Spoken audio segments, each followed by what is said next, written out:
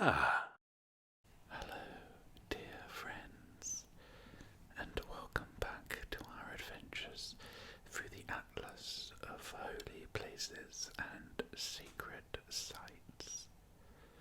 Our adventures take us to the Pacific and Australasia, where, of course, these regions weren't occupied by human beings until about 20,000 years ago because of a deep trough in the sea between Borneo and Celebes that was 30 miles wide even in the last ice age. So Australia's isolation during subsequent millennia leads many to believe that its indigenous people represent the world's oldest continuous culture and religion, and there is a sense in which the Aborigine religion may be regarded as the earliest and springs out of a close relationship with the earth, where it regards it as a living being.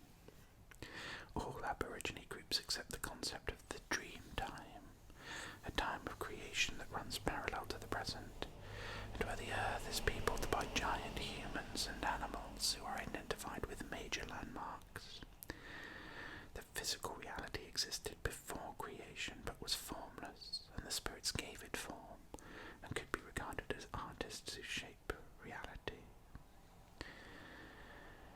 The native religions of Pacific regions such as Micronesia and Polynesia reflect a more stratified society with a divine aristocracy, and one fundamental concept is that of mana, a powerful and dangerous vital force that can nevertheless be controlled by human beings.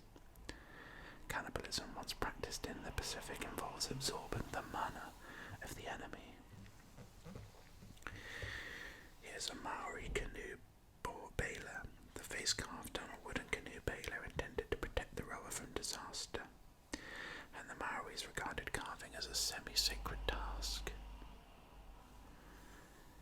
Here we have Katajuta, mountains of rounded minarets, giant cupolas, and monstrous domes, believed to be the home of a giant male snake named Wanambi. Here we have Uluru, of course, a sacred site to Aborigines from remote times. And many songlines and dreaming tracks come together here. Here is a wonderful tooth necklace made of kangaroo teeth. I hope the kangaroo had expired before the creation of it for it to be wonderful, but it comes from Queensland in northeastern Australia, worn as a charm to ward off evil. Here we have Nandawas, the vast artificial islets of coral on the island of Bonaire, and the mortuary compounds they support are among the world's great building achievements. Look at the ornate nature of this ceremonial axe, the head of this Maori axe made of nephrite, a similar material or mineral to jade, sacred to the Maoris. Tonga, a huge trilithon of East Tonga is unique, dating from about 1200 CE and is thought to have had some astronomical purpose. And Raiatea, volcanic island in the legendary home of the Kodoro, worship of him includes human sacrifice and cannibalism. One Tree Hill, a Maori fort on the slopes of an extinct volcano, found at modern Auckland on the North Island of New Zealand. Easter Island, of course, a very famous sacred site where we have the Easter Island statues. One of the world's greatest mysteries. But modern scholars have begun to understand how and why the giant statues were erected, and how the islanders gradually destroyed their own environment through intertribal war and the prodigal use of their natural resources. Let's explore this in more detail, and we start with Easter Island. Wonderful light here. There are 600 monolithic heads. Moai, these silent stone figures built in honour of dead chiefs. Not all the Moai held equal importance, and some tribes were more powerful, and they had more important leaders who were honoured as such. Statues in the south of the island have been found with stone topped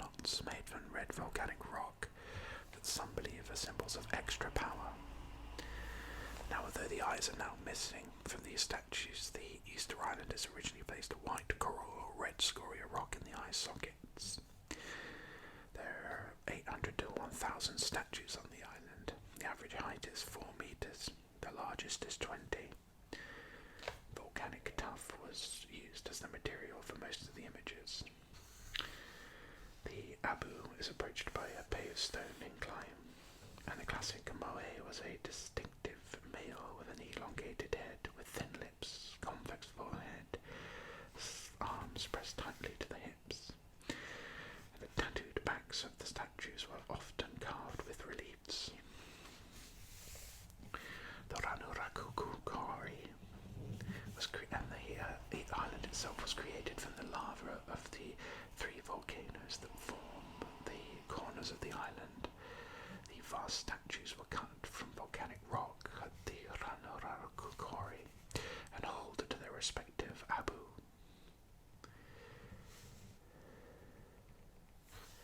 The Birdman cult. So as the construction of statues declined, so the Birdman cult became increasingly important. Each year, the Tangata Manu festival took place at the ceremonial village of Orongo, where the bird petroglyphs were carried and carved. The island is in the distance here. Motunui was where the sooty tern migrated to lay its eggs. Motunui, there we go, that's of course the name of the island in the film Moana. The bird was believed to be an incarnation of Makemake, the island's principal deity, and eggs were sacred. The chief of the first tribe to retrieve an egg from the island became the new Birdman, effectively a man god with much power over the island. Ceremonies took place in celebration with bird or even human sacrifices.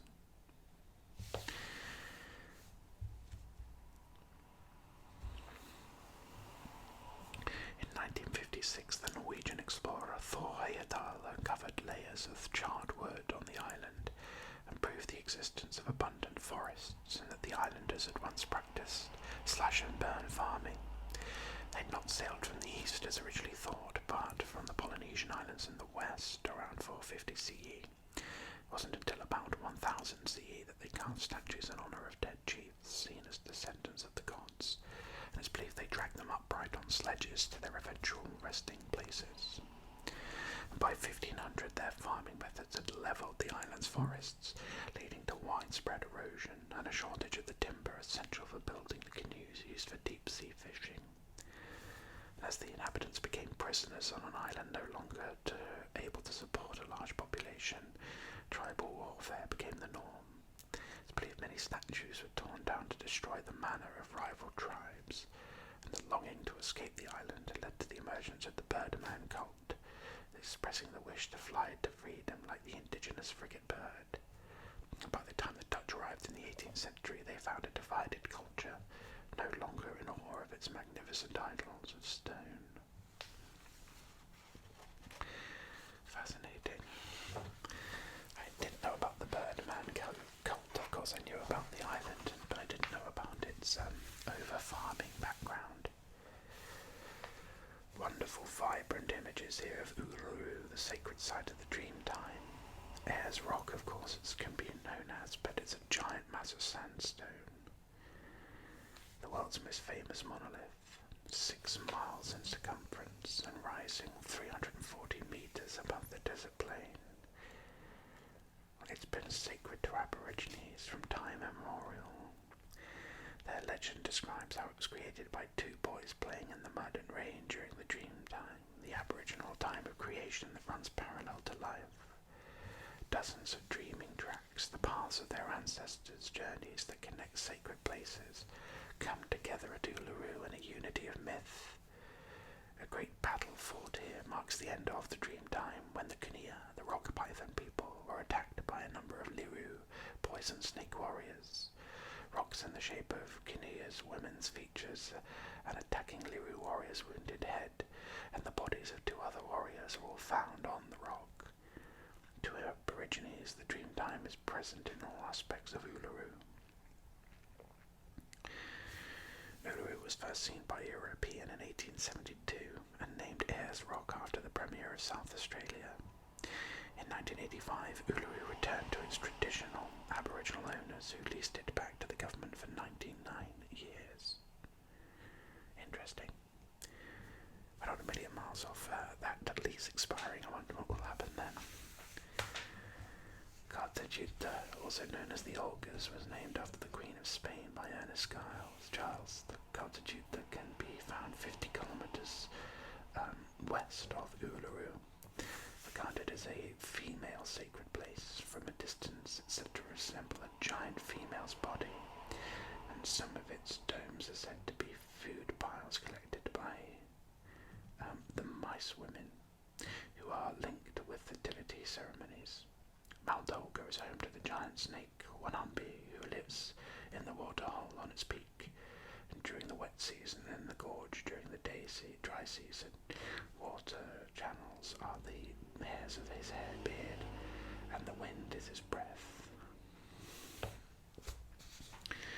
The Dreamtime is talked about a little bit in the 70 Mysteries of the Ancient World series from a while back on this channel, but it's the Aborigines' description of a time when the Earth was created by spirit ancestors who travelled across the landscape, making its features and giving them names in song. And these dreaming spirits are also responsible for the many different tribes, their customs, laws and languages, and their roots used are called dreaming tracks. Aboriginal people commit to memory every detail of the dreaming tracks, and by repeating or singing the hundreds of different associated tales, can restate the philosophy of belonging to the land. There are thousands of such stories and songs in Australia, with each clan having its own. Shamans called Karachis have access to the world of the dreaming spirits, so the stories can never be forgotten. Most Aboriginal men can lead the visitor across the landscape, pick out the features, and repeat the associated legends in song. Such routes are known as song lines and associated with the idea of their spirits singing the world into existence, and they're performing a religious ritual that brings forth the energy that renews the existence of the landscape. That's wonderful. We have a cave painting here, a living testament of Aboriginal ancestral history. The caves around the base of the rock are some of the finest examples of Aboriginal rock paintings, illustrating the borders and paths of the Dreamtime. And we also have Lagari, the Laughing Cave. On the southern side of Uluru is said to represent the open mouth of a Kaniya warrior, and inside rock paintings depict Ingilby, native tobacco which is mixed with jumba ash to make kaputa, a tube to stave off thirst. Here we have Raiaita, a place of ritual sacrifice, and the birthplace of the Tahitian god of war and peace, Oro, son of the creator Tangaroa. Raiaita of this Society Islands lies in a group of islands mostly dominated by volcanoes.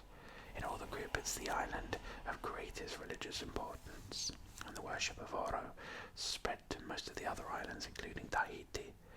The god was known as the killer of men, who delighted in human sacrifice. The religion that worshipped him included ritual cannibalism, and the purpose of it is to allow the eater to absorb the attribute, the strength and intelligence of the eaten. The islands were divided by a rigid caste structure, and intermarriage was forbidden. Tahitian chiefs were virtually high chiefs. They were carried around on their people's backs, and if they entered the house of a commoner, it was razed to the ground afterwards, since the commoner was not worthy to live in a house honoured by a chief, and they were mummified after death. Wow. Could you imagine the chief walking towards your abode? He'll be like, why don't you visit John? He's next door, please. A group known as the Arioi, founded by the priests of Oro, were also of considerable importance. Young men and women journeyed from village to village, performing sacred plays and dances. Tonga's prehistoric coral mounds here. As in the Society Islands and the Tongan Islands of the South Pacific, the chief was regarded virtually as a god. Commoners bent to touch the sole of his foot as he passed. By 1200, the whole Tonga group was dominated by the Tonga dynasty. dynasty that ruled from Tongatapu, where, in the district of Mua, the burial mounds of the kings can be seen, and many are concealed under huge steps of coral, and have burial chambers of coral slabs. Wonderful structures, almost like a kind of Tongan Stonehenge, isn't it? We have the royal tomb of Nan Madoi of Nandawas here, a great mortuary temple, walls up to 8 meters high surround the royal tomb compound of Nandawas. The central enclosure contains the island's largest crypt, so why the builders chose to create islands rather than building on land remains a mystery. But it's one of the world's great religious buildings, certainly the greatest example of prehistoric architecture in Micronesia. It stands on the southeast coast of the island of Pohnpei.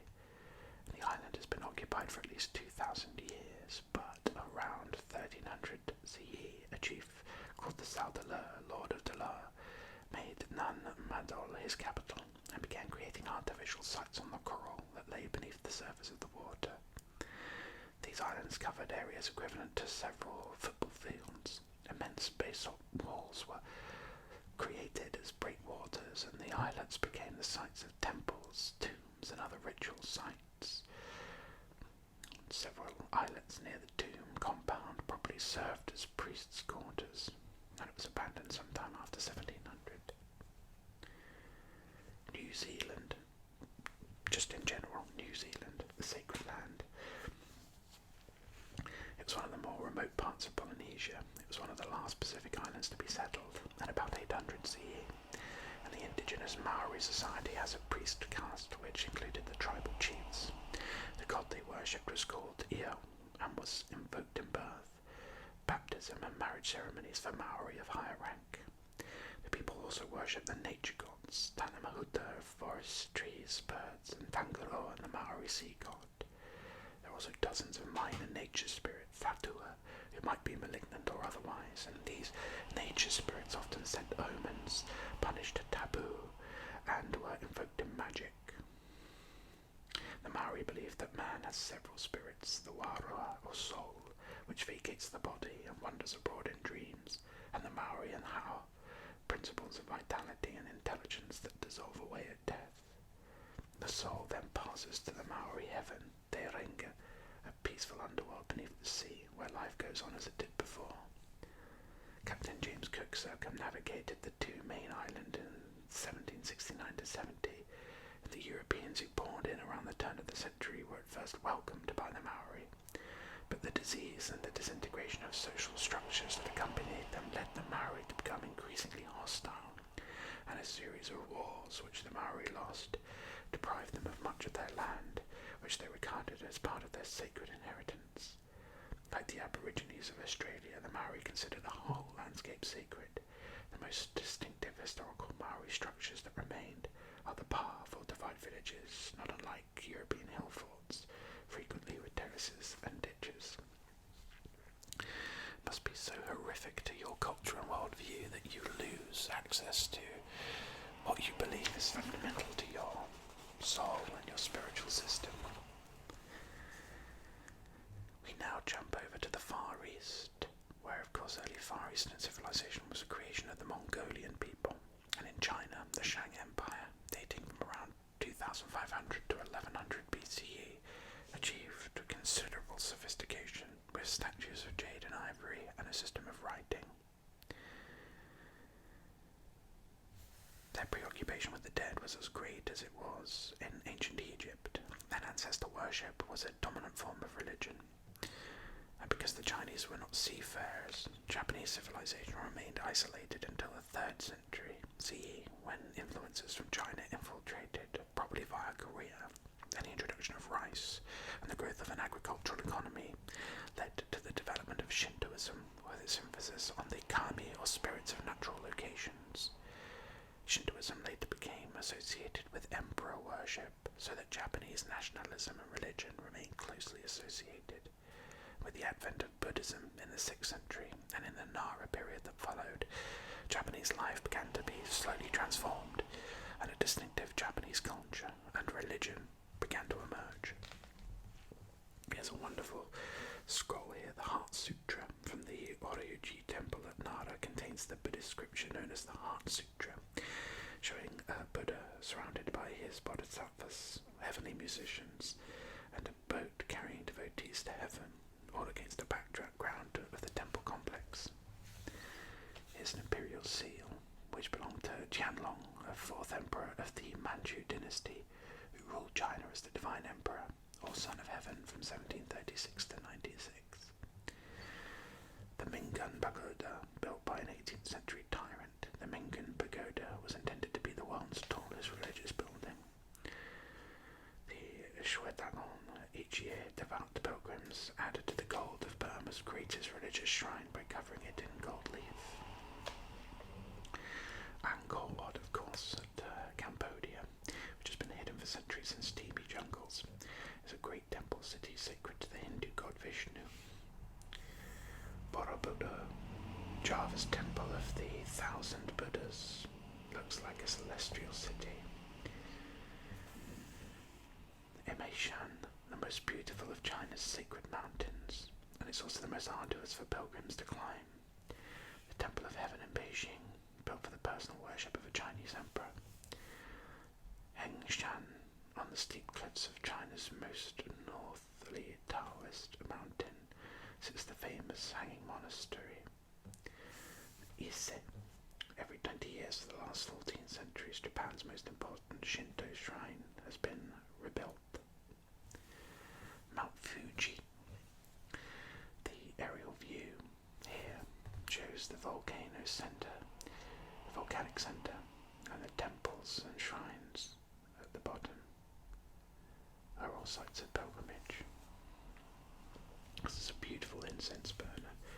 Chinese Buddhists burn incense to household and ancestor gods, while the Japanese incorporated its use into Shinto ritual.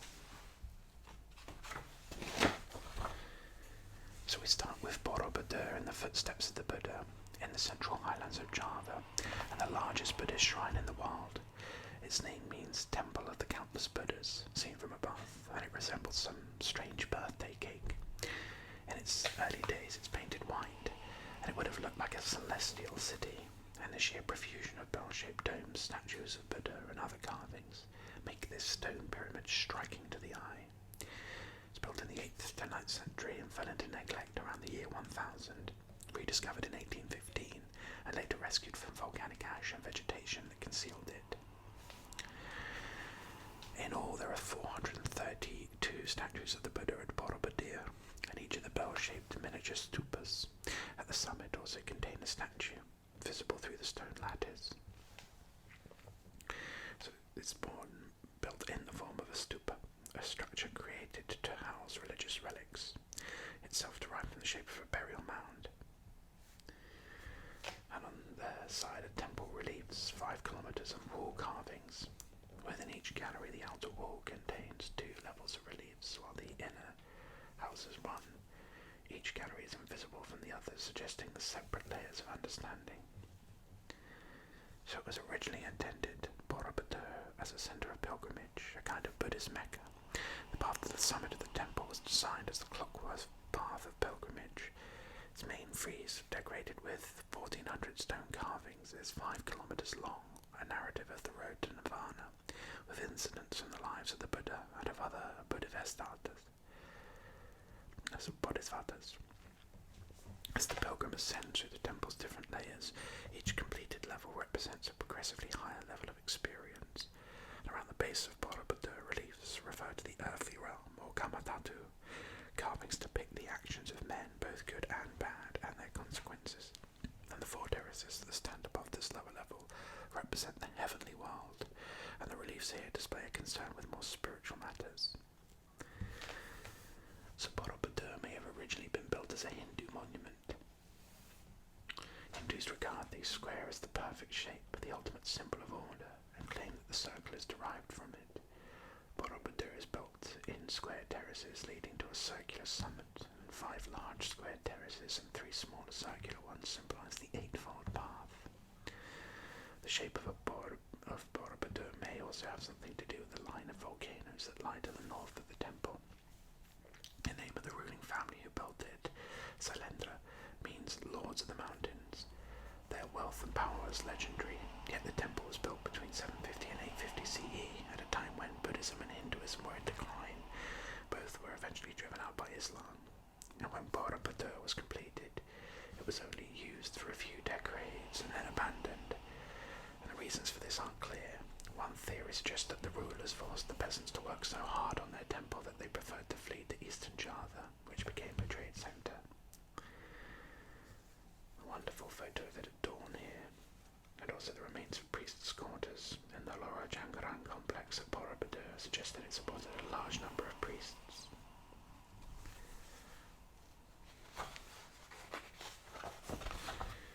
Mingun, the unfinished pagoda of King Borobudur.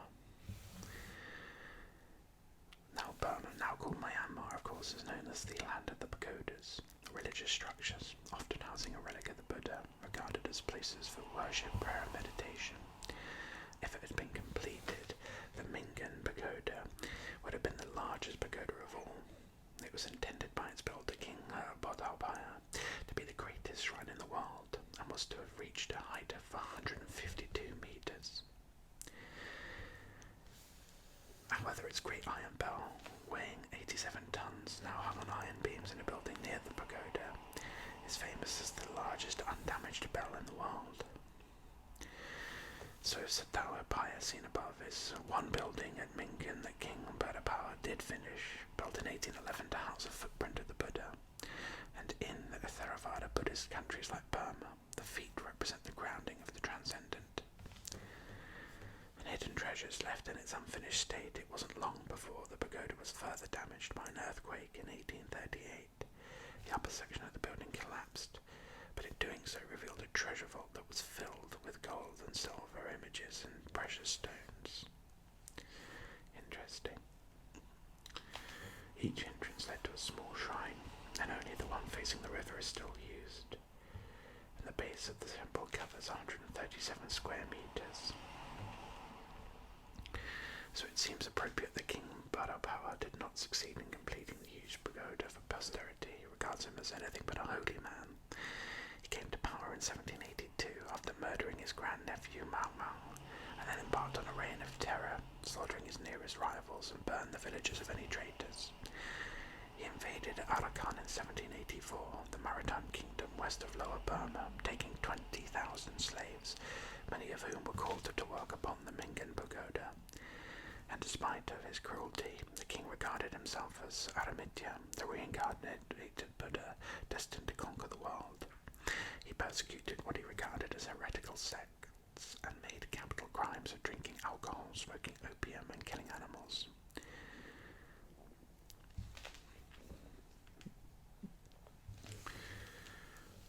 Shwedagon, Burma's golden religious centre, beautiful golden structure here, stands on a terraced artificial mound with 4 market streets that lead to the shrine, and pilgrims can offer lotus blooms, bowls of rice and packets of gold leaf. And a wonderful bell here. It hangs one of the largest bells in the world, weighing over 20 tons. So the golden pagoda of Rangoon, now Yangon, is the world's tallest religious building, at 386 feet or 180 meters. No one knows exactly when it was made, but it was repaired as early as 1362 and was built long before the city that grew up around it. It's the centre of Burmese Buddhism and possesses one of the holiest Buddhist relics, 8 hairs of the Buddha's head. Shwedagon is literally covered with gold, and in 1871, at a cost of several $billions in today's term, King Mindon Min had the pagoda covered with gold, continually added to by pilgrims who often save for years to afford a small packet of gold leaf to stick on its walls. So it stands on a hill that dominates the city of Rangoon and attracts pilgrims from all parts of the country. Like most of Burma's temples, it's built in the form of a stupa, a form, according to the Burmese, derived from a volcano called Mount Popa, also known as the Golden Mountain or Mountain of Flowers. So before they became Buddhists, the Burmese worshipped nature spirits called Nats. They were unwilling to totally abandon the older religion, and in the Shwedagon pagoda there are statues of Nats in every corner and at every crossing, serving as protective spirits.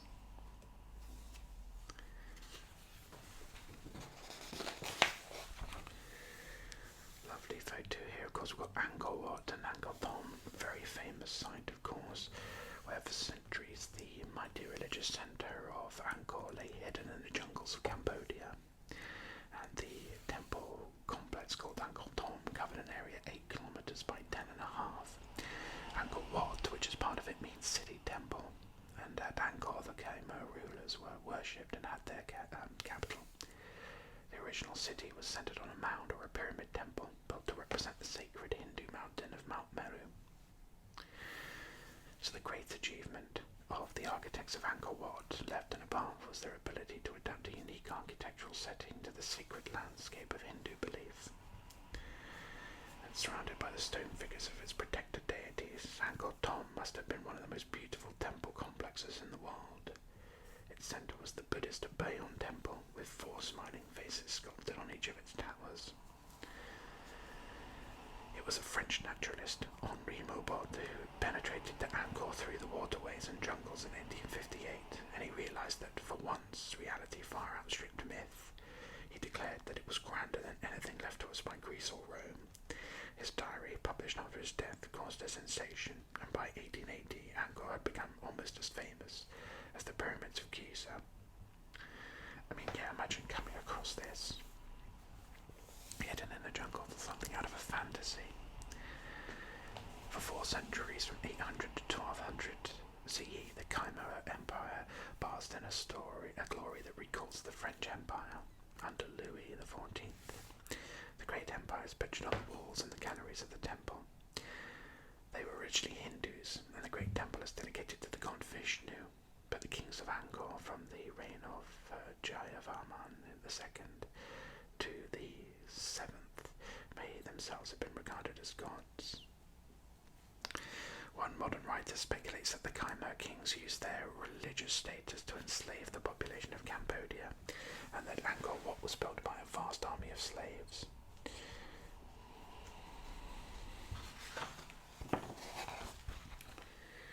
Ise, Japan's royal Shinto shrine. So Shinto, the ancient belief of Japan, is a religion of nature worship, and the objects of its veneration are the spirits, the kami, of mountains, trees, rocks, springs, and other natural features. So the inner shrine at Ise, the most important Shinto site in Japan, is dedicated to the sun kami Amaterasu. So when the sacred chronicle Kojiki was completed in 712 CE, Ise had been a sacred place for centuries.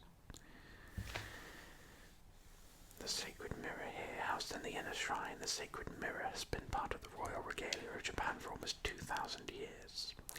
The Shinto secret book Kojiki tells how the sun kami Amaterasu was so disgusted by her brother Susanoo, the storm god, who damaged rice fields and defecated in her temples, that she retreated to a cave, plunging the world into darkness.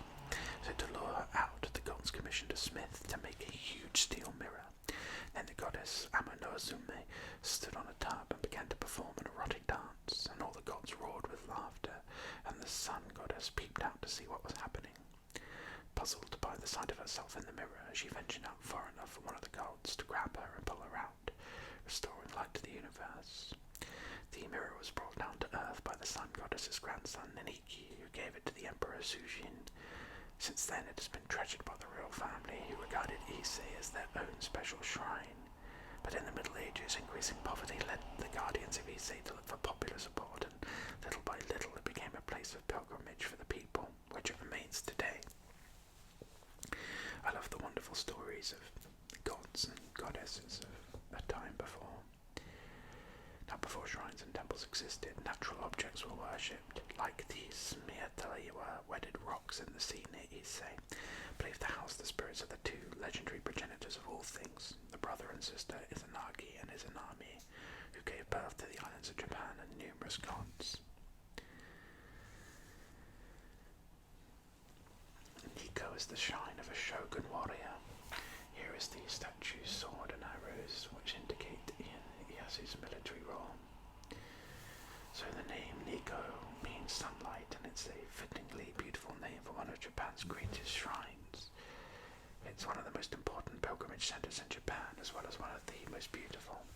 So in the days when Tokyo was still a small town called Edo, albeit the capital of Japan, the great shogun or warlord Ieyasu decided that he wanted to be buried in Nikko, and with the aid of his two great predecessors, Ieyasu had laid the foundations of a unified Japan. Now, while Nikko at that time was little more than a mountain village to the north of Tokyo, Ieyasu was buried there in 1617, and in his famous tomb, the extraordinary Doshogu Shrine was built, according to one legend, by as many as 830,000 people in 15 months, and became a center of pilgrimage. The third Tokugawa shogun, Ieyasu, was buried in the Daien Mausoleum in the year 1651.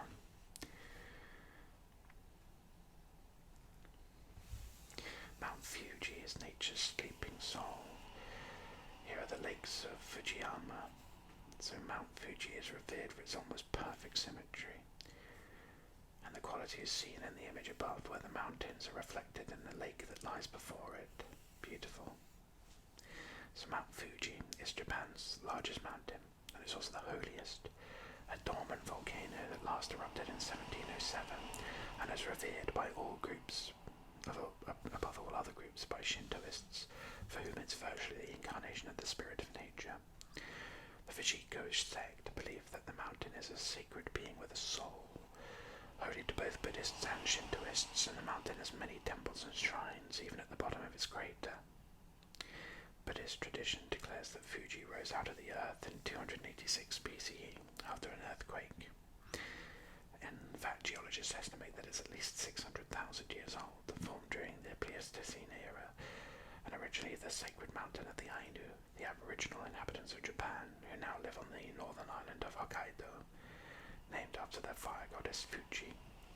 Buddhists believe that the mountain is the gateway to another world, while the Shintoists it's sacred to the goddess Sengen-sama. Her nickname, Konohana Sakaime, means causing the blossom to bloom brightly, a reference to the cherry and plum blossoms that turn the 5 lakes of the mountain into a scene of dazzling beauty when they bloom. I'd love to see that in person one day. We have Nara here, the Horiju Buddhist temple. And Nara's beauty lies in its great Buddhist temples, some of the oldest in Japan, that it gives its name to an important period in the history of Japan. Buddhism had come to the country in the 6th century via China and Korea, and in 645 the period described as the era of the imitation of China began, and around 50 years later the court moved to Nara. The city became the imperial capital, and a new culture began, absorbing many of the civilizing aspects of the great Chinese Empire.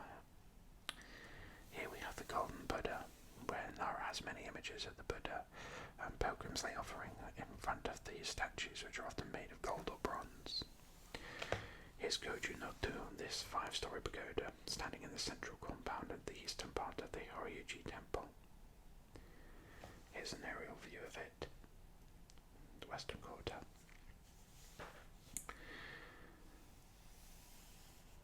Here's the Pavilion of Dreams, the oldest octagonal religious building in Japan, standing in the eastern part of the Horyuji temple.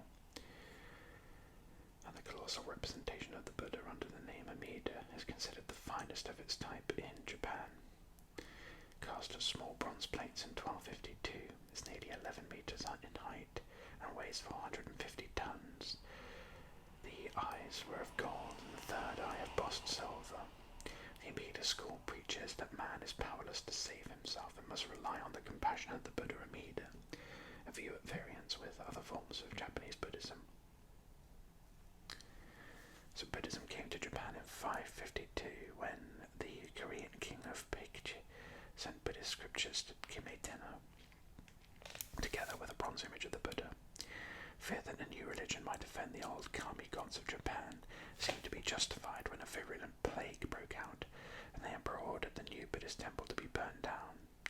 But over the next century, Buddhism slowly gained a foothold, so that during the Nara period, Buddhism became Japan's dominant religion.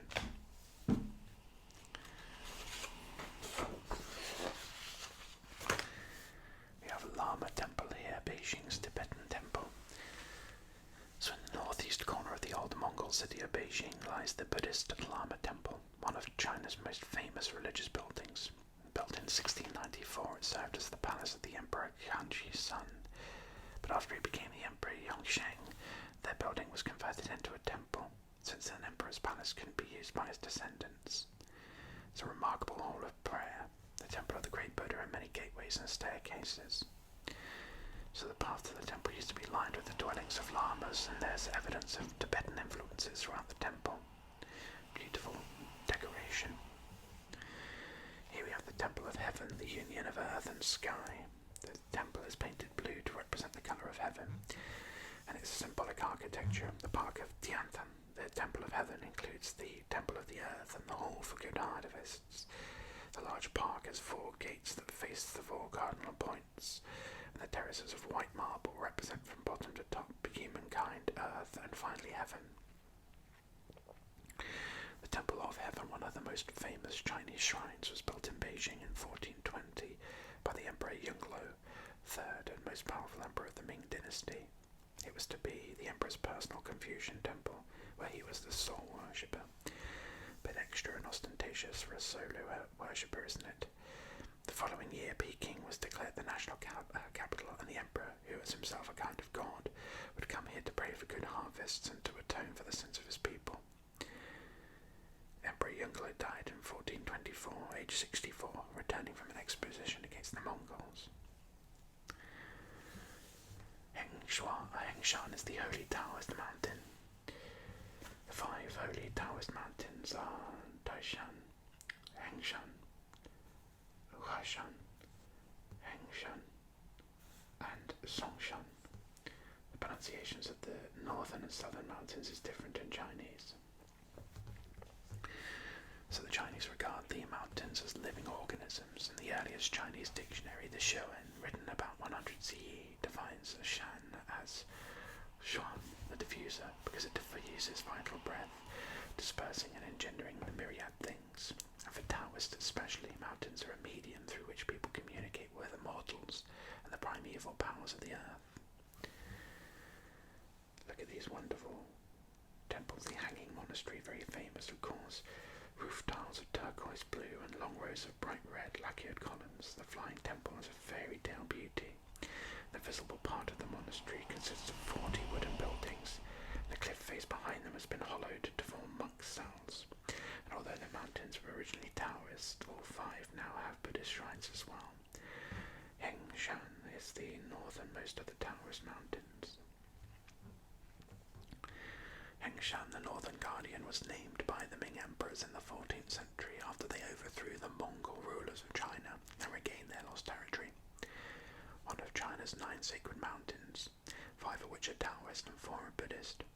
Hengshan is about 71 kilometers southeast of Datong in the Hanyang district, and approached through a limestone gorge known as the Magnet. The end of the gorge clinging to the cliff is the most famous site, this hanging monastery.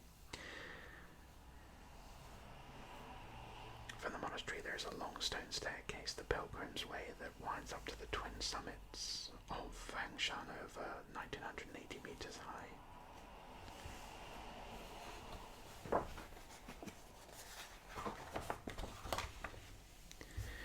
Here we have Emeishan, the sacred Buddhist mountain. So Buddhism was a latecomer to China. It didn't arrive until the 1st century, but it came with the idea of organised retreats in remote areas where Buddhist monks spent their days in meditation. Emeishan, lofty eyebrow mountain, what a hilarious name, is one of the 4 sacred Buddhist mountains and represent the 4 quarters of the universe. Here's the Golden Peak Temple, referring to its bronze-covered roof, and the main view here shows the view out across the mountains and the roof of the temple. Stunning. The interior of it has the first temple of the Golden Peak between the Eastern Han period, and by the 6th century the mountain had more than 100 temples, of which this is the most important. And the lofty eyebrow is usually covered with clouds. Locals describe it as beautiful as the moth's wing, long and fine, perhaps referring to the eyebrow-like outline of the summit that it sometimes is visible. So those who visit China's sacred mountains should remember that for the Chinese they're full of telluric power, a sacred force inherent in the earth itself, and the sacred force known as the dragon current permeates the landscape and is studied by practitioners of feng shui, the science of wind and water, who are basically geomancers.